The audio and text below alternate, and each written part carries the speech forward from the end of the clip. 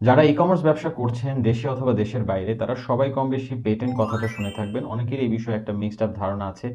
যারা জানেন তারা তো জানেন, মাশাআল্লাহ খুবই ভালো। যারা জানেন না তাদের জন্য বলতেছি, পেটেন্টটা হচ্ছে আসলে কোনো একটা আবিষ্কারকে নিজের নামে করে নেওয়া, খুব সহজ ভাষায়।